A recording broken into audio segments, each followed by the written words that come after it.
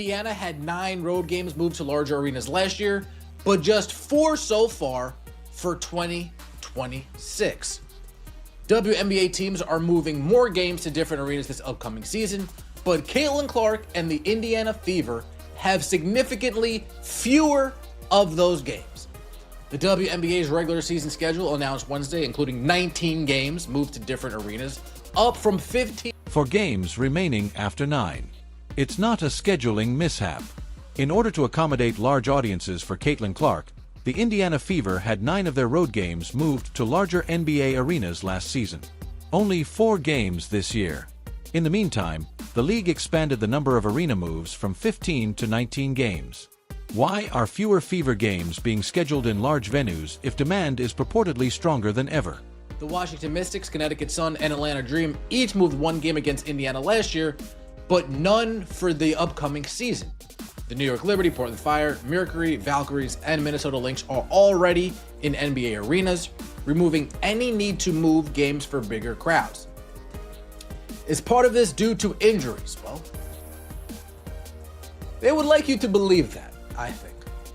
They would like you to believe, oh, well, she got injured last year. We don't want to move. We don't want to commit to a bigger arena. God forbid. This is the point at which the official explanation begins to break apart. Teams want you to think that injury risk is the main concern. They're being careful about committing to bigger venues because Caitlin missed the majority of the previous season due to a groin injury sustained at TD Garden on July 15th. It seems plausible until you examine the real attendance data. Those relocated games sold out even after she declared she wouldn't be coming back. Last season, the Fever drew an average of 15,884 spectators for away games, 4,000 more than any other team. And that's considering that prior to her injury, Clark only played in 3 of the 9 games that were shifted. Have names like Renee Montgomery, part owner of the Atlanta Dream. Names like Sheila Johnson, part owner of the Washington Mystics. Sheila Johnson, the same person who threw a fit that Caitlin Clark was named Time Magazine's Woman Athlete of the Year. And she said, why give it to Caitlin Clark? Let's give it to the whole entire league. If you ask me, this is a subtle play from folks like Sheila Johnson and Renee Montgomery. Because at the end of the season, they decreased the amount of Fever games that have been moved to bigger arenas. Yet in totality, they increased the league from 15 games to 19 games. Let's discuss who is in charge of these choices. The Atlanta Dream's co-owner is Renee Montgomery. Sheila Johnson is one of the Washington Mystics owners. Do you recall Sheila Johnson? When Time Magazine selected Caitlin Clark their Athlete of the Year, she was the one who openly objected, arguing that the league as a whole ought to have been recognized. Last year, the Dream played 1 game at State Farm Arena against Indiana. 0 this year. Last season, the Mystics moved 1 game. 0 this year as well. Clark was hurt during a game that the Connecticut Sun moved to TD Garden. Nothing is planned for this season. Times this season. You see how massive the season was? You see how much of a success it was this year? And we only had Caitlin Clark. See, we don't really need her. I told you guys we were going to do this without her. Interesting. The decrease in moved Fever games comes after Caitlin Clark played in just 13 games last season. Clark appeared in just 3 of the 9 moved road games, including July 15th against the Connecticut Sun at TD Garden. Clark injured her groin in the 4th quarter of that game and missed the remainder of the season.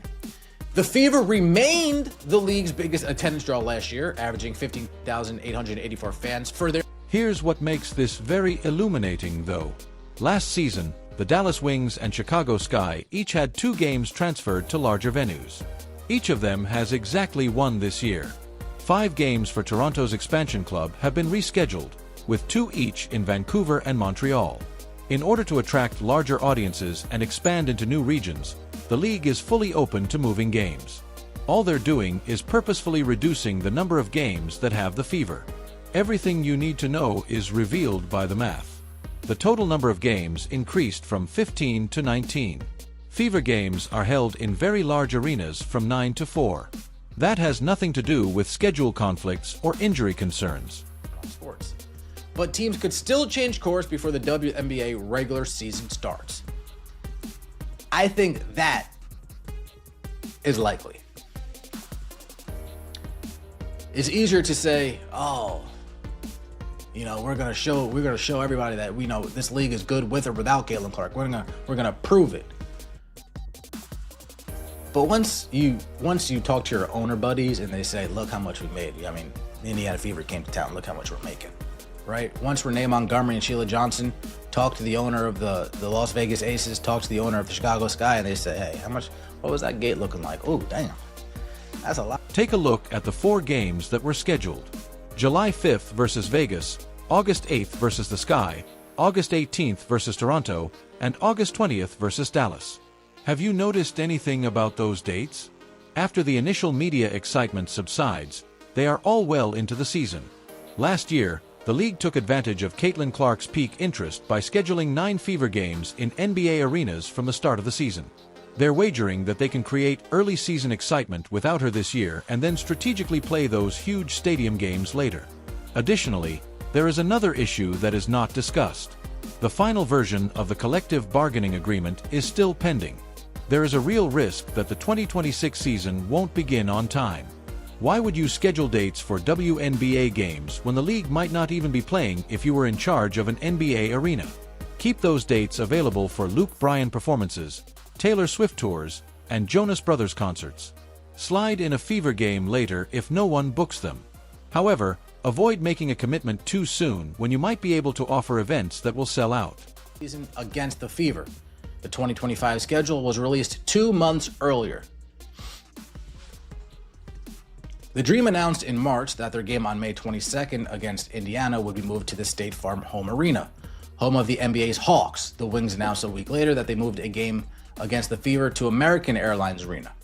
A Dream spokesperson tells Front Office Sports that they're always exploring new opportunities.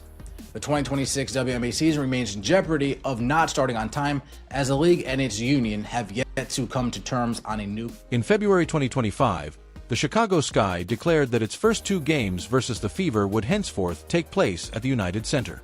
2 months prior, in December, the schedule was made public.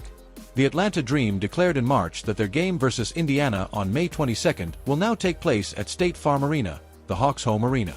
A week later, the Dallas Wings moved a Fever game to American Airlines Center. These choices were all made months after the original timetable was made public. A Fever representative informed Front Office Sports that while they are unable to comment on what other teams might do in terms of venue adjustments, teams are still free to alter their plans prior to the start of the regular season. Translation: we anticipate more of these announcements as tip-off approaches and teams become aware of the amount of money they are losing. There's no CBA deal reached. If I'm an owner of an NBA arena, if I'm in charge of selecting what events gets put in these arenas, well, without a CBA deal reached, why would I want to start already Xing out dates with potential WNBA games when I can keep those dates open for when a Jonas Brothers come to town, when a Taylor Swift comes to town, when a Luke Bryan or whoever come to town? Why would I start Xing out these dates? I wouldn't. It's not smart. I want to keep those dates open as long as I possibly can. Consider the situation that this places those ownership groups in. On the one hand, individuals like Sheila Johnson and Renee Montgomery have been outspoken about the league's success and are not reliant on any one player. They have put a lot of effort into this story. It was inevitable that the WNBA would succeed. The momentum was already building when Caitlin Clark chanced to show up. It has to do with pride. It has to do with legacy. It has to do with not wanting the league's development narrative to be limited to the influence of a single player. However, if you speak with the owners of the Chicago Sky or the Las Vegas Aces, they will tell you precisely how much money they made during the Fever's visit last season. The gate receipts are truthful. Moving an NBA game from a 7,000-seat arena to a 20,000-seat facility and selling it out is not a negligible change. For franchises that have been losing money for years, that is transformative money. Those dates open for possible bigger events. And if nobody takes those dates, fine. Then we'll slide a couple Indiana Fever games in here. But until then, we're keeping these dates open. Let me know your thoughts in the comment section below. I appreciate all the support. Like the video, let me know your thoughts. Subscribe to the channel, that would mean so much to me. See you next time, and as always, take it easy. There is a conflict between the narrative that certain owners wish to promote and the financial realities that all owners must deal with. The compromise calls for fewer Fever games to be held early in large arenas. Say it has to do with strategy planning or injury prevention. Then observe what transpires. They get to say, "See, we told you this wasn't about one player," if attendance stays high without Caitlyn generating sizable audiences. As they did this year, they discreetly disclose additional venue adjustments in February and March if attendance declines and revenue declines. It's a well-planned hedge. The WNBA's ability to maintain record attendance without significantly relying on the Caitlyn Clark effect is being tested. Additionally, they have an escape hatch in place in case the test fails. This is the reason this approach is especially dangerous. The Fever won the league in road attendance last season by a wide margin, despite Caitlyn missing the majority of the season. 15,880 spectators per game, as opposed to the next closest team's 11,000. Before the season began and before anyone knew she would be hurt, those games were sold out. The demand was genuine and persistent. However, teams are wagering that demand will shift to different narratives this year. The Portland Fire's entry into the league and the Toronto expansion. New stories, new stars, and new rivalries. It might be effective. Perhaps casual fans who were introduced to the WNBA by Caitlyn Clark during the previous season are now sufficiently committed to follow other teams and athletes. Perhaps the league has been effective in turning fleeting curiosity into enduring fandom. Perhaps they're going to learn that star power is still important, that casual fans need a cause to care, and that it takes more than one breakout season to generate long-term interest. The media strategy is the other element of this puzzle. Even though Caitlyn only participated in 13 games, the WNBA and Nielsen ratings both reported record viewership for year 2. They cited those figures as evidence that the league's expansion wasn't reliant on a single individual. However, take a closer look at the games that attracted the most crowds. Fever games continued to rule the most watched time slots, even the ones Caitlyn didn't participate in, as people watched in the hopes that she would return or to see how the team fared without her. We'll be able to see a much better picture of the baseline audience this season, as there will be fewer Fever games in prestigious locations and times. Are fans watching WNBA basketball in general, or for certain players and plots? The league is going to find out, and they're doing it in a way that will allow them to dominate the story in any case. They will claim that the league has emerged as a significant asset that goes beyond individual players if the ratings remain high. They will place the blame if ratings decline. It on a variety of outside circumstances, such as the CBA uncertainty or the postponed start of the season. Then, as we're currently witnessing with those announcements from February and March, more Fever games will be discreetly moved to larger venues and better times. Last year, the Connecticut Sun and Washington Mystics both switched games versus Indiana. Nothing is planned for this season yet. However, observe what transpires in late winter when those teams examine their anticipated earnings and contrast them with their earnings from the previous year, when the Fever struck. Observe how soon scheduling issues and injury worries go away as the financial strain increases. Because this is the issue with professional athletics. Narrative and pride are important until they start to cost you actual money. You may say all you want about how the league's expansion is unavoidable and independent of any one individual. However, the math rapidly becomes extremely straightforward when you consider the difference between selling 7,000 20,000 tickets, premium seat revenue, and corporate sponsorship potential. Sheila Johnson is free to gripe about not getting individual acknowledgement. Renee Montgomery has the ability to promote the story of communal accomplishment, but they are both businesswomen, and businesswomen are focused on making money. The existence of the Caitlyn Clark effect is not the question.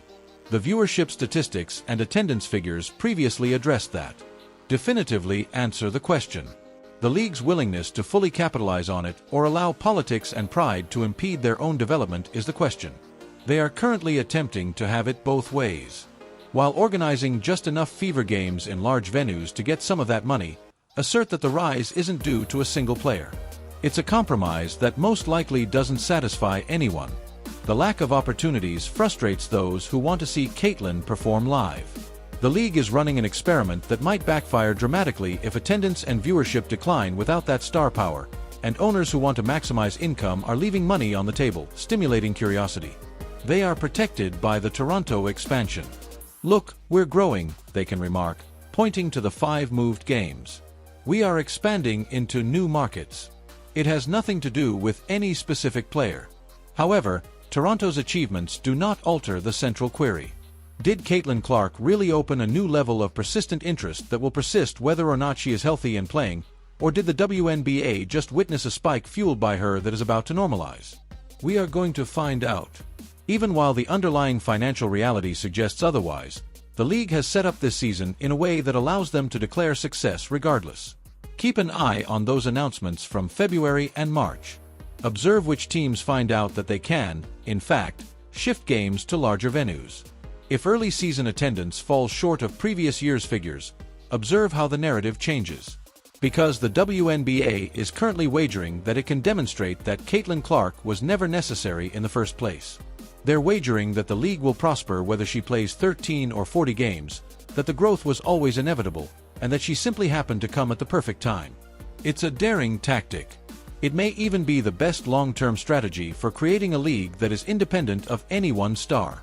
However, it's also a tactic that might cost them millions of dollars this season as they attempt to demonstrate a point. Additionally, costly lessons regarding narrative and pride have a way of compelling very fast course changes in professional sports. Thus, continue to pay attention to their timetable announcements. The difference between what the league says in public and what teams are doing in private will tell you all you need to know about if this plan is truly working, so keep an eye on which games are moved to larger venues. What are your thoughts? Is the WNBA missing a huge opportunity due to pride, or are they making a wise long-term move by not depending too mainly on one star? Share your ideas in a comment, and let me know whether you believe that as the season approaches, more Fever games will be held at NBA arenas.